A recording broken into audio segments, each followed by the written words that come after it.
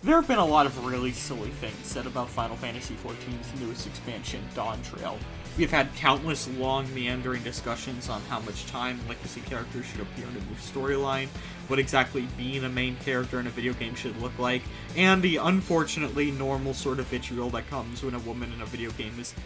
Well, honestly, at this point, it comes when they are a character, period, much less one with agency voiced by a trans woman. But there was one that has yet to really exit my mind. One that has bothered me to no end.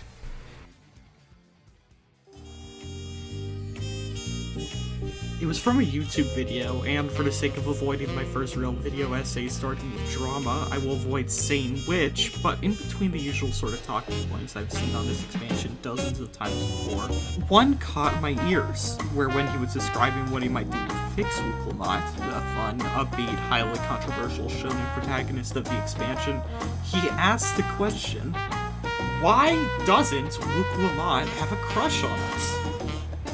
This idea is weird for more reasons than this video will be about.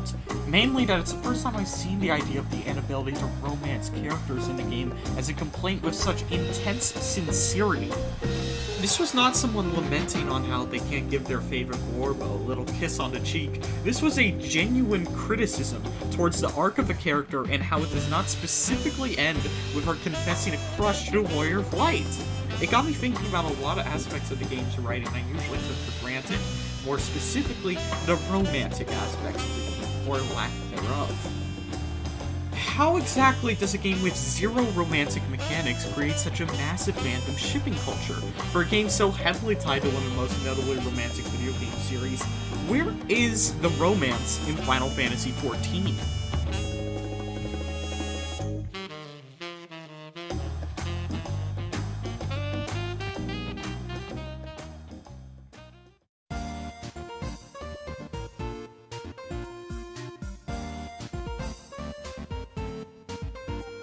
Now, the idea of a video game with romance in it, especially a role-playing game, is not exactly a new one. The game industry has been making millions off the promise of scoring digital girls since 1994, and the idea of a virtual sex scene has been a controversy on the news since 2004. Nowadays, in a post-BioWare RPG world, romance and even sex in video games is seen as overall somewhat normal, to the point where it was used pretty heavily in the marketing for RPG juggernaut Baldur's Gate 3. Role-playing games, especially Western ones, are all about narrative and character choices, so why wouldn't you be able to choose who to smooch? In this modern RPG format, we see a long quest line built around a party member or frequent NPC that puts in a little, do you want to make this romantic button right at the end.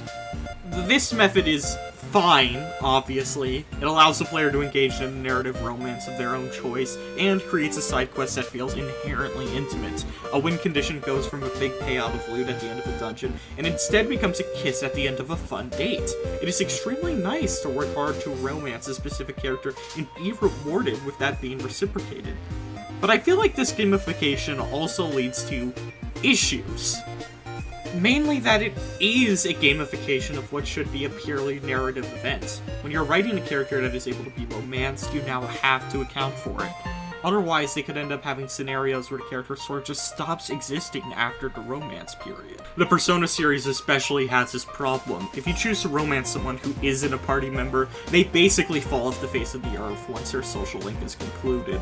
Within the game, there's no need to further the romance of the characters. No need to go on dates or see where this relationship goes past the initial confession, because by all accounts, you have already won this side quest. Gamifying romance can also come with the problem of turning the idea of love as systems instead of narrative emotion, kind of making the doomer love is just chemicals telling us to mate mindset into mechanical reality.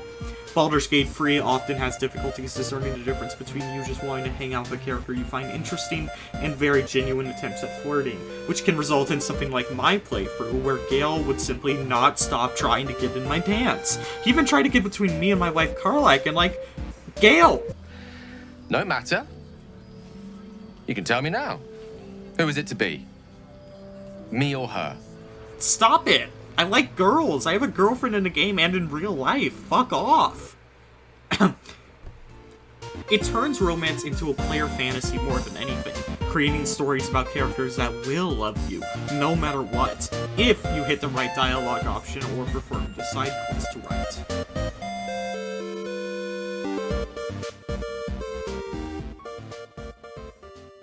This problem doesn't really exist in more linear games, though also I find it rare to see a game primarily focused on the romantic relationship between two characters. Love in video games is often reserved for family or the dead, bonus points if they haunt the narrative. The Yakuza series is full of one-off relationships. In 2, you can see a pretty big portion of its narrative being focused around the growing relationship between Kiryu and Sayama, and Yakuza 0, most of the emotional force of Majima's story is on his relationship with Makoto. Both even have dating segments. But in the case of 0, a large portion of that narrative relies on the tragedy of what could have been, it being a prequel and all. And in 3, the game starts with Sayama going, "Hey, actually I gotta go to America now, bye!" Disclaimer, I've yet to get to 7 onwards, so like, if Ichiban scores, then I'm technically still right, but I don't know, and don't tell me. I don't want to get spoiled. Red Dead Redemption 2 has by far the most I've seen in a game outside of Final Fantasy series, spending a large portion of the second half on John and Abigail's growing relationship. When you play as John, you see him propose, set up a homestead, and attempt to settle down because he loves her so much, and is willing to try sacrificing his more dangerous lifestyle for their sake. It would make me very happy if you would... We've lived a lot of lives. Let's just live this one from now on. You and me, Jack, a family, by law. John, I didn't know what mattered to you. It didn't. But now it does. If you think this is dumb, I'm sorry. Shut up, you silly man, and kiss me. This is fine and good, but it generally feels like drops in a massive bucket of girls that are either dead or need to be prevented from dying. That is, outside of Final Fantasy.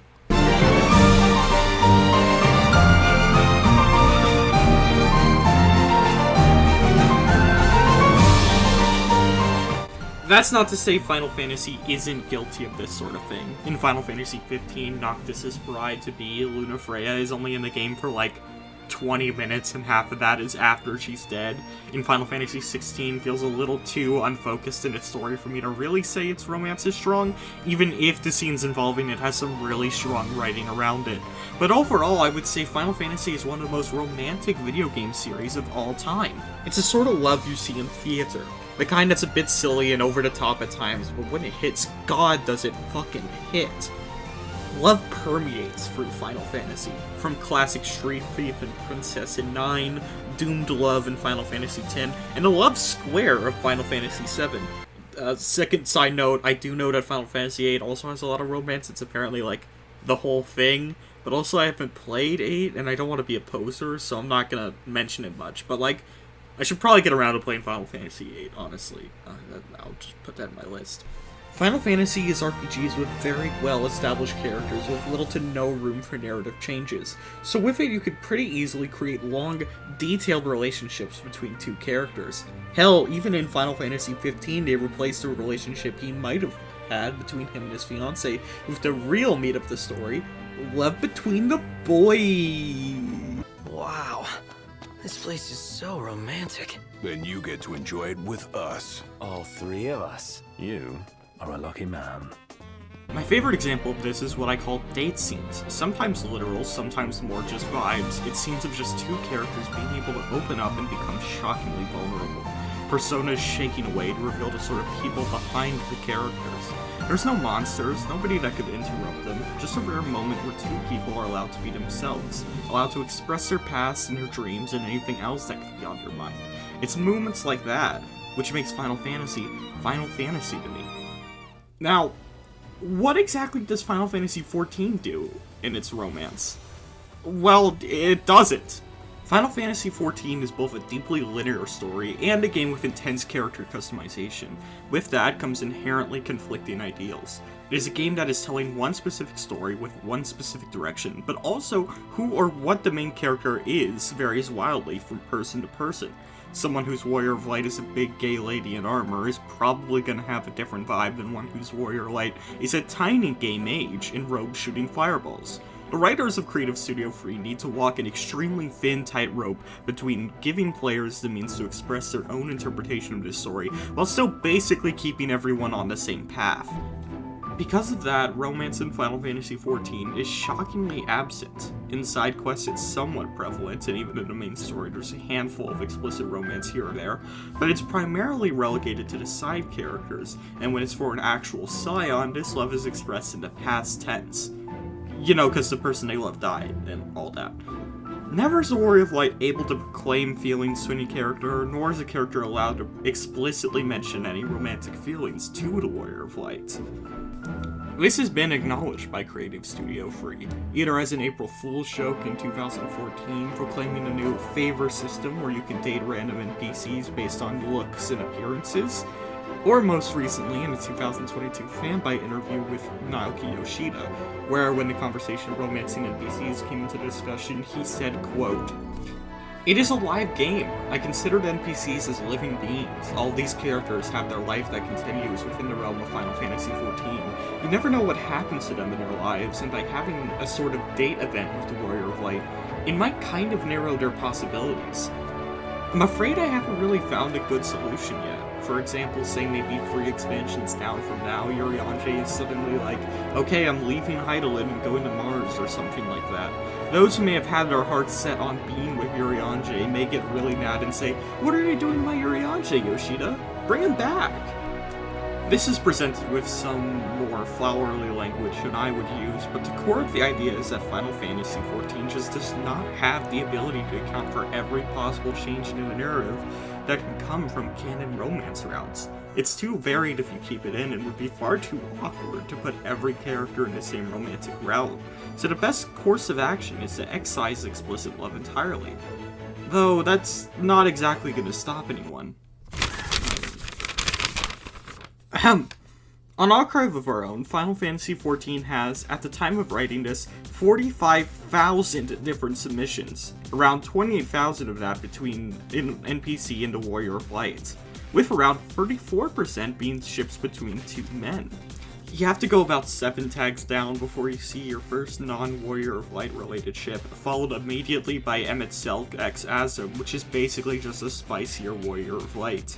A frankly astronomical number of self-shipping works for a game with 0 romance options. But why?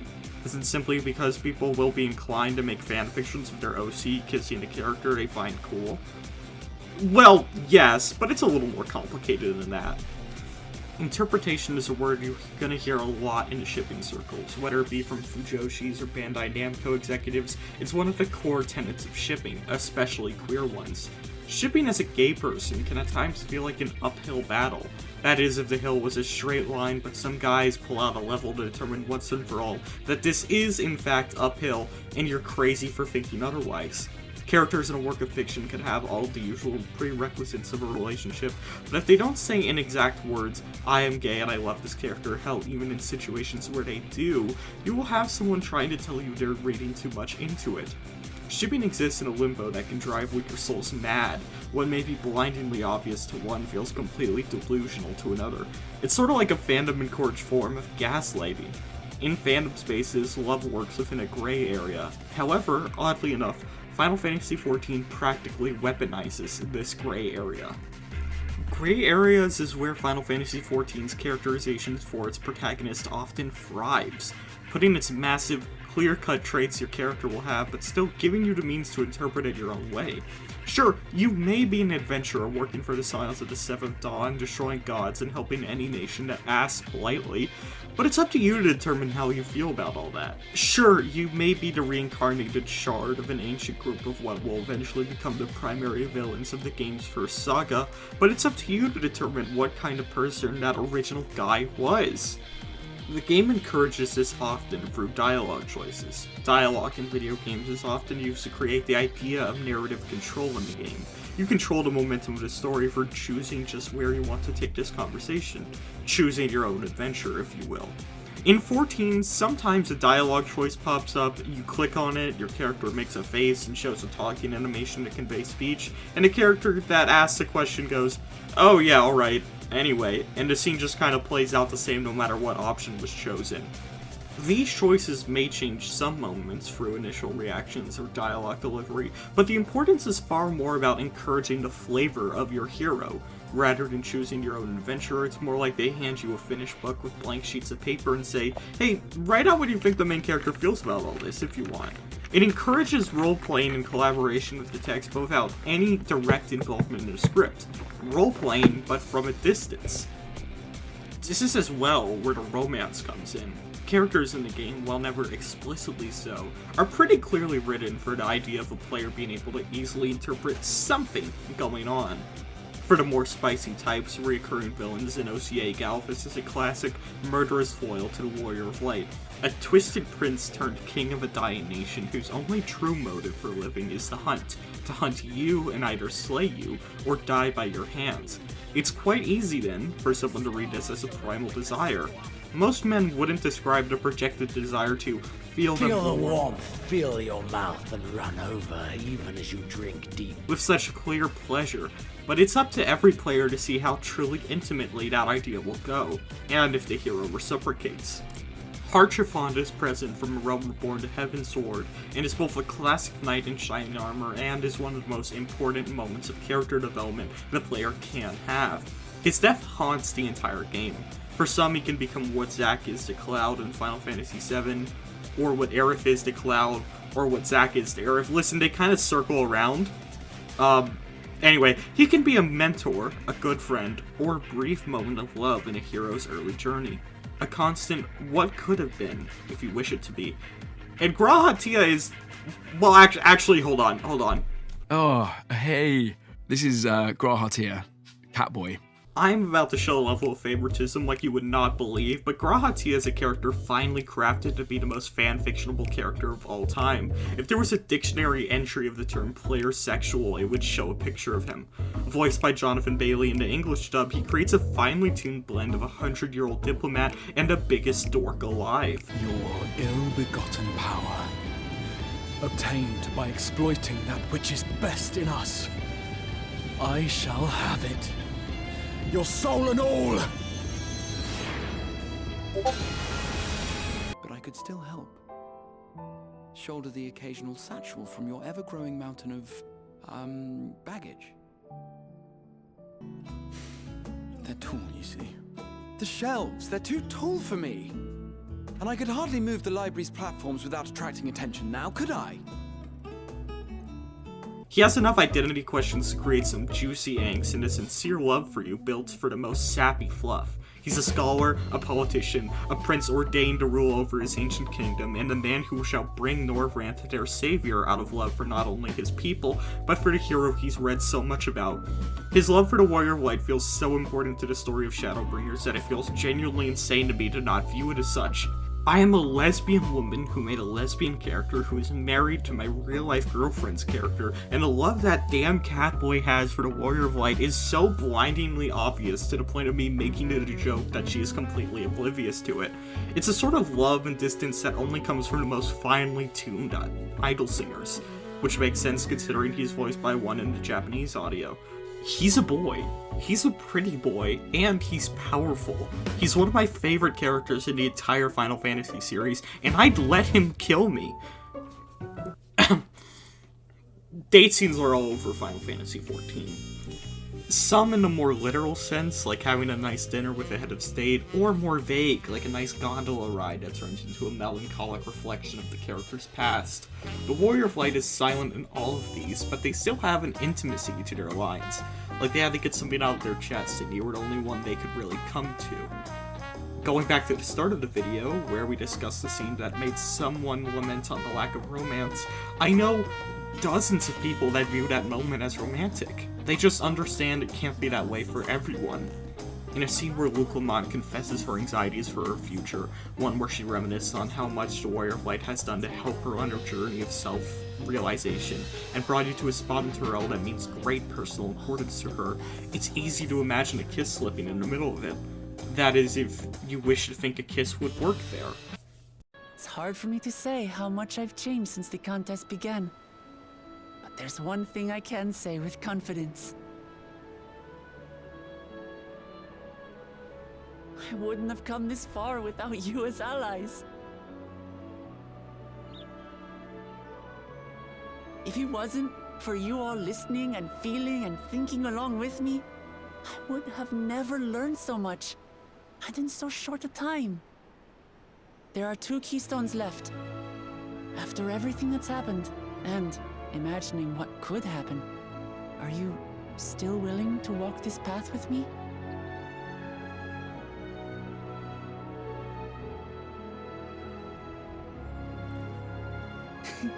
Thank the gods for that.